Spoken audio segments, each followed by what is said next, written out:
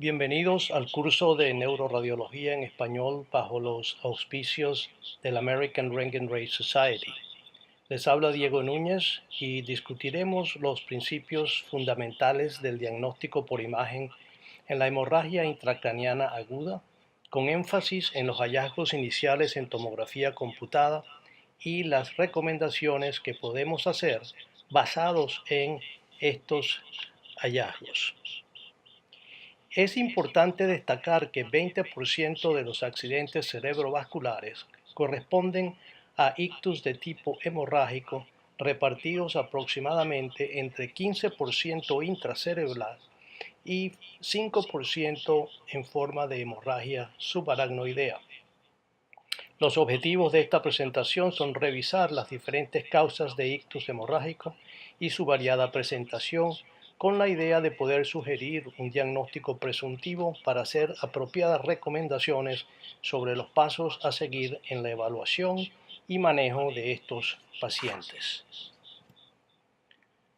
En general, las causas de hemorragia intracraniana están asociadas a distintos eventos fisiopatológicos que incluyen el daño crónico y progresivo de la pared de pequeñas arterias, como ocurre en los pacientes hipertensos o víctimas de drogadicción, en trastornos de la autorregulación con transformación hemorrágica de infartos por daño de reperfusión, por rotura de aneurismas intracranianos y malformaciones vasculares, así como por lesiones inflamatorias que resultan en vasculitis, en trastornos de la coagulación, en necrosis hemorrágica por tumores y también como resultado de la obstrucción al egreso de la circulación venosa por trombosis de los senos. En general, es una entidad de mal pronóstico. La mortalidad puede alcanzar el 30% de los casos, con crecimiento rápido del hematoma y desarrollo de edema vasogénico con efecto de masa. Acá vemos el comportamiento de un hematoma cerebral en las primeras 2 semanas del ictus, con apariencia homogénea en la fase hiperaguda menor de antes de las 24 horas, luego con cierta resolución del componente hemático en la periferia, que se hace algo más hipodensa, con la característica apariencia dentro de los primeros 3 días. Luego en la fase subaguda el efecto de masa aumenta y la zona central de hemorragia se disipa aún más, y vemos el ejemplo que unos 10 días más tarde, en la fase subaguda, el efecto de masa permanece con mayor reducción aún del componente hemático. Ahora les ilustramos acá cómo la resonancia magnética también puede caracterizar adecuadamente el estadio del hematoma, ya que las secuencias son sensibles al proceso de degradación de la hemoglobina y su grado de oxigenación. Las secuencias en T1 y T2 reconocen la oxihemoglobina como elemento de la hemorragia hiperaguda con un T2 brillante y un T1 iso o hipointenso. Igualmente, el proceso de desoxigenación con el efecto paramagnético y susceptibilidad de la deoxihemoglobina se manifiesta como isointensidad en T1 e hipointensidad en T2 durante los primeros 2 a 3 días después del evento. Pasados los 3 días, el paso a metahemoglobina todavía contenida en el compartimiento intracelular determina un acortamiento del T1 que lo hace brillante y es generalmente en la periferia, con hipodensidad marcada en T2 y asociado edema circundante. En la medida en que progresa el paso de la metahemoglobina al compartimiento extracelular, vemos un comportamiento similar de hiperdensidad en ambas secuencias T1 y T2, lo cual comienza generalmente a partir de la primera semana y puede permanecer hasta por meses, hasta que se convierta finalmente en hemosiderina. La tomografía computada puede contribuir en la estimación del pronóstico del paciente. El volumen del hematoma mayor de 30 centímetros cúbicos es de mal pronóstico, y acá ilustramos las medidas en dos planos, en la vista axial y la medición de la altura en el plano coronal, como fórmula para la estimación del volumen de un elipse. Más recientemente se han desarrollado medidas automatizadas en los tomógrafos, pero la medición de las tres dimensiones dividida por 2 todavía contribuye adecuadamente a la estimación del pronóstico en la práctica del día a día. La pérdida de volumen cortical, la densidad heterogénea del hematoma, su forma irregular y la extensión intraventricular son también factores de mal pronóstico. Igualmente, la potencial expansión con sospecha de extravasación de contraste en angiotomografía ha demostrado ser un buen signo pronosticador del deterioro neurológico. Este es un signo de relativa reciente descripción que tiene un buen valor predictivo para la posibilidad de que la hemorragia se expanda y se asocie con un peor pronóstico. Es el signo del punto denso dentro del hematoma después de practicar angiotomografía. Para que el signo tenga validez pronóstica, se establecen los criterios de que debe medir más de 120 unidades Hounsfield y no debe estar relacionado con ningún vaso adyacente. Acá vemos dos casos que ilustran la expansión del hematoma cuando al principio había demostrado puntos densos en el estudio contrastado de angiotomografía. Conociendo la historia clínica relevante y analizando la edad del paciente, así como la localización y características del hematoma, podemos sugerir las consideraciones diagnósticas más probables. Por ejemplo, en pacientes jóvenes, la probabilidad de una malformación arteriovenosa, al igual que los infartos venosos y los efectos vasculares de la drogadicción. En la medida en que progresamos en edad, otras entidades como la hipertensión y la angiopatía amiloidea prevalecen como etiologías más probables de hemorragia espontánea intracerebral. Además, como veremos, la mayoría de estas entidades tienen una localización bastante típica o relativamente predecible. Basados en estas premisas, vamos a usar las imágenes de estos 7 pacientes para la descripción de hallazgos y la posibilidad de sugerir el diagnóstico más probable. Empecemos por el primer caso, que es un paciente de 65 años con hipertensión sistémica crónica no controlada. Vemos un hematoma profundo de localización talámica con moderado efecto de masa. Esta es una de las localizaciones características de la hemorragia hipertensiva, siendo la más frecuente localización en los ganglios basales y cápsula interna, seguidos por el tálamo y la fosa posterior, y con menos frecuencia la localización lobar periférica. Estos pacientes generalmente se presentan con inicio rápido de déficit neurológico, cefalea, convulsiones y pérdida de conocimiento. Acá vemos como otro caso de hemorragia central talámica con extensión intraventricular, y los hallazgos patológicos en estos pacientes con hipertensión no bien controlada son la pérdida de la integridad de la pared muscular de los pequeños vasos perforantes, particularmente las arterias lentículo-estriadas que irrigan los ganglios basales y el tálamo. Vemos la degeneración fibrinoide y la lipohialinosis que resulta del efecto de hipertensión sistémica. También se describen pequeños microaneurismas propensos al sangrado, también llamados de Charcot-Bouchard, como lo ilustramos en el esquema inferior derecho.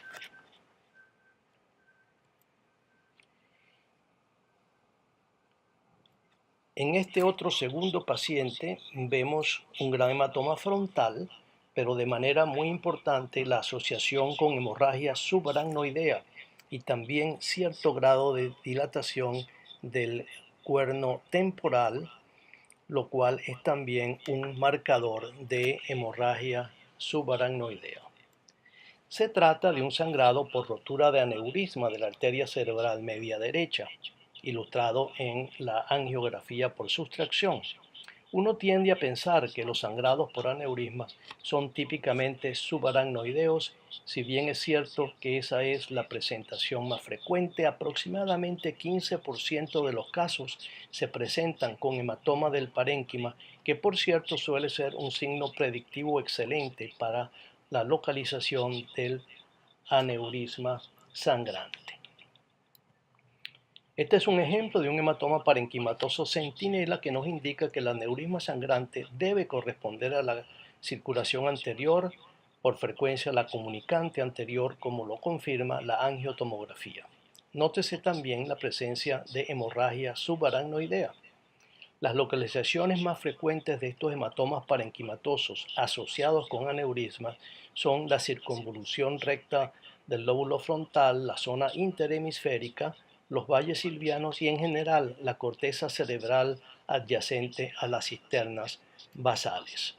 Acá vemos otro ejemplo de esta asociación, incluso con demostración de alta densidad dentro del hematoma, correspondiente al punto del aneurisma sangrante, ilustrado en la angiotomografía, también con despliegue tridimensional. 85% de los pacientes con hemorragia subaracnoidea, la causa es un aneurisma cerebral sangrante.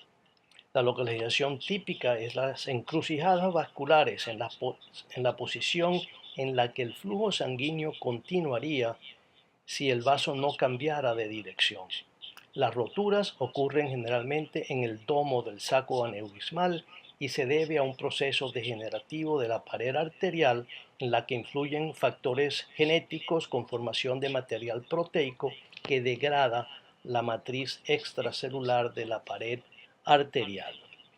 En cuanto a su distribución, los aneurismas intracerebrales se reparten generalmente en proporciones similares entre la comunicante anterior y sus ramas, 30%, otro tercio correspondiendo a la arteria cerebral media y en la bifurcación carotidia, y otro 30% resulta de los sangrados de la comunicante posterior y la punta de la arteria basilar.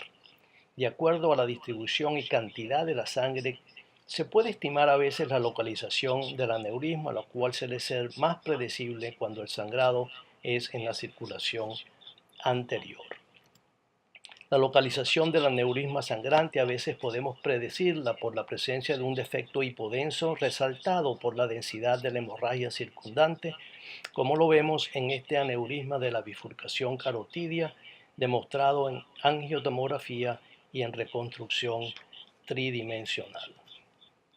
Hay casos en los que la hemorragia subaracnoidea no se produce por un aneurisma sangrante, sino por aparente sangrado venoso, el cual tiene una distribución muy característica y es en las cisternas perimesencefálicas.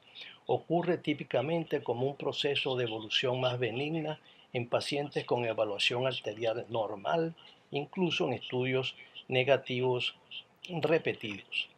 Los criterios para este diagnóstico incluyen que la sangre esté centrada anterior al tallo cerebral o la protuberancia, pudiendo tener mínima extensión a la cisterna supracelar o silviana, y no debe haber sangre intraventricular. Cuando estos criterios se consideran, solamente el 5% de los pacientes demuestran un aneurisma de la fosa posterior. Nuestro tercer paciente nos muestra una combinación de hemorragia paramedial frontal posterior izquierda con edema y algo de hemorragia subaracnoidea. Se trata de una mujer joven con un infarto hemorrágico por aumento de presión retrógrada secundaria a obstrucción del flujo venoso eferente. La trombosis venosa puede ocurrir en las venas periféricas, como en este paciente en quien se practicó venografía por resonancia en la admisión, demostrando trombosis venosa con evidencia de recanalización del flujo en el estudio de seguimiento. Esta otra paciente muestra alta densidad en los senos venosos recto y sagital, así como en la vena precentral. Nótese la presencia también de hematomas temporales izquierdos. Las causas más frecuentes de esta entidad son condiciones de hipercoagulabilidad, ciertas medicaciones, infecciones, meningiomas e incluso trauma con lesión de los senos venosos. La presentación clínica frecuente es en mujeres jóvenes con historia de tratamiento anticonceptivo y se presenta frecuentemente con cefalea, déficit focal y convulsiones. Acá les ilustro un caso muy avanzado de trombosis venosa con extensa restricción de la difusión de la sustancia blanca periventricular y subcortical, con los correspondientes cambios en el mapa de coeficientes y cambios hemorrágicos en la imagen ponderada de susceptibilidad magnética. La venografía muestra la obstrucción de los senos longitudinal, recto y transverso, así como de la circulación venosa profunda. Hay signos tomográficos y de resonancia magnética para el diagnóstico de trombosis venosa, como son el signo del triángulo o cordón denso posterior y el signo delta con defecto central en los estudios contrastados. En esta otra paciente con afasia y convulsiones se demuestra la hemorragia lobar importante con edema, así como el defecto dentro del seno longitudinal en la imagen contrastada T1, la hemorragia aguda por predominio de deoxihemoglobina y la obstrucción venosa anterior del seno longitudinal. Nuestro próximo paciente es un niño con hematoma más o menos profundo temporal y aparente extensión intraventricular. En efecto, este paciente se presentó con cefalea brusca, hemiparesia izquierda y sangrado intraparenquimatoso temporal derecho. Nuestra primera presunción diagnóstica, particularmente por la edad del paciente, debe ser una malformación vascular. Como tal, indicamos de inmediato una angiotomografía que demuestra múltiples imágenes tortuosas en serpentina correspondientes a una malformación arteriovenosa como causa del sangrado intraparenquimatoso. Otras entidades que pueden confundirse con un sangrado reciente es la densidad producida por malformaciones de tipo cavernomas que pueden o no estar asociados a anomalías del drenaje venoso. Pueden ser lesiones hiperdensas, pero en la evaluación por resonancia se nota la presencia de productos hemáticos o hemosiderina. No es un sangrado agudo y suele ser un hallazgo incidental. En este caso, las lesiones son múltiples y sabemos que el paciente tiene una historia de carcinoma de pulmón. Se trata de metástasis hemorrágicas. Los primarios más frecuentes son precisamente pulmón, también la mama y los melanomas, así como los carcinomas de células renales y los coriocarcinomas. Es importante destacar que las metástasis representan el 25 al 30% de todos los tumores cerebrales y que de 3 a 14% son hemorrágicas. Es también de interés que aproximadamente el 50% pueden ser solitarias en la presentación inicial, como lo demuestra este paciente con melanoma metastásico en las figuras inferiores. Este es un ejemplo de lesiones hemorrágicas en pacientes con melanoma metastásico. La localización cortical, subcortical de estas lesiones es bastante característica, pero también pueden identificarse en posición más central, gangliocapsular.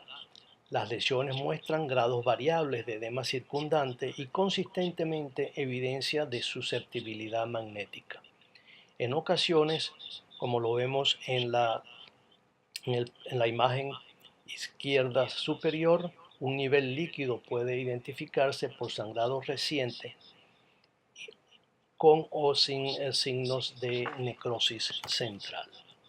Los tumores primarios son también causa de hemorragia espontánea. Este es un paciente con glioblastoma multiforme y hemorragia en el esplenio del cuerpo calloso. Las lesiones primarias pueden ser responsables en el 2 a 6% de los casos de las hemorragias intracraneanas no traumáticas y ocurren por rápida necrosis tisular y rotura de los neovasos dilatados con paredes muy friables. Ahora ilustramos otro paciente de edad con lesión hemorrágica lobar. ¿Cuáles serían las consideraciones? Bueno, una consideración importante es la posibilidad de una microvasculopatía amiloidea hemorrágica, la cual se produce por trastorno en el metabolismo del precursor proteico del amiloide, el cual se deposita en las paredes vasculares. Esta entidad tiene rasgos comunes con los hallazgos histoquímicos que se ven en pacientes con Alzheimer y con trauma cerebral crónico. Se ve con más frecuencia en pacientes con demencia senil y no hay realmente evidencia de asociación con hipertensión en estos pacientes. Acá vemos los depósitos anormales de amiloide que se producen como una lesión disruptiva de la integridad neurovascular. Los depósitos de amiloide generalmente se identifican en las capas musculares y en la adventicia de las arteriolas cerebrales periféricas.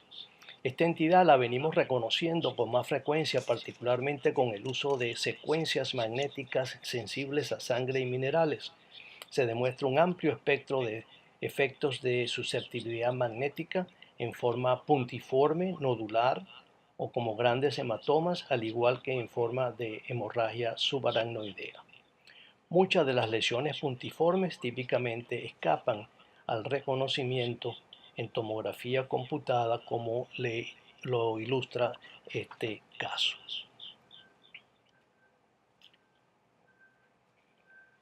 Nuestro último paciente es un adulto con hemorragia lobar en proceso agudo con edema circundante en distribución opercular izquierda.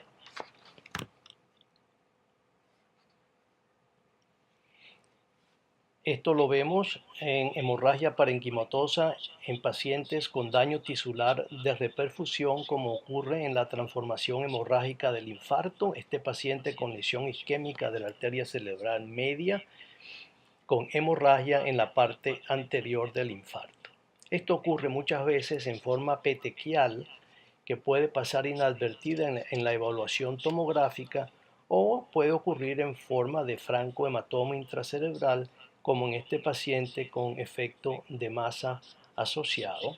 Se estima que puede verse alrededor de 40% de los casos en las primeras 36 horas de la isquemia, y es más frecuente en lesiones isquémicas de tipo embólico.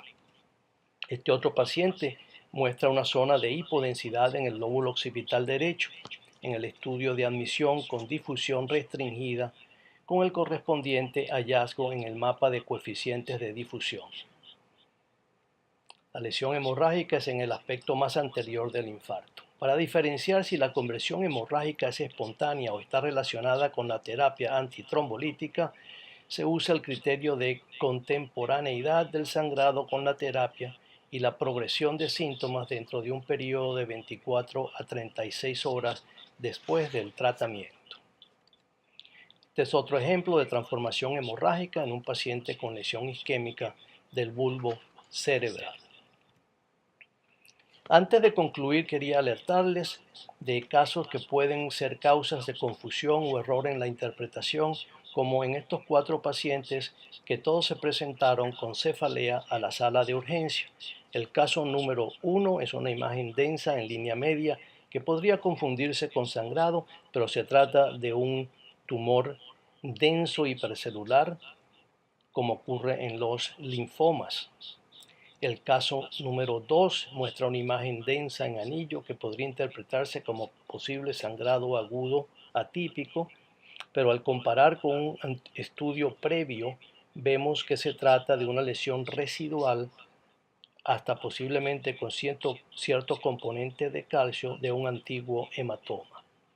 El caso número 3 es una imagen densa, nodular, posible sangrado agudo, pero en realidad corresponde a un cavernoma con un viejo sangrado y evidencia de hemosiderina, muy frecuentemente un hallazgo incidental. Y el caso número 4 es una imagen densa periférica nodular semejante a hemorragia, pero que se trata de un simple artefacto de atenuación heterogénea por potenciación periférica de la densidad cortical adyacente al hueso. En conclusión, el diagnóstico por imagen en la emergencia neurológica juega un papel fundamental al establecer si un ictus es o no hemorrágico. Seguidamente, nuestro análisis de la distribución del sangrado y el conocimiento de la edad y factores de riesgo del paciente nos permite brindar un diagnóstico presuntivo y la recomendación apropiada. Utilizando la tomografía computada como paso inicial, podemos, dependiendo del resultado, establecer nuestras recomendaciones. Si el resultado es negativo, no es necesario otras evaluaciones. Si el resultado es positivo, pueden ofrecerse las posibilidades de una angiotomografía si existe alto riesgo de expansión del hematoma o sospecha de malformación vascular, aneurisma o tumor.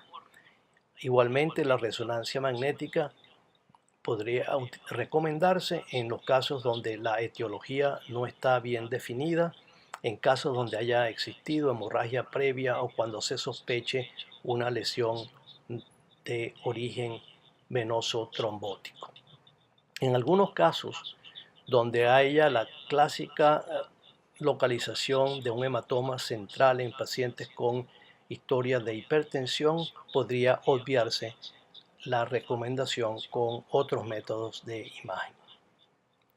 Muchas gracias.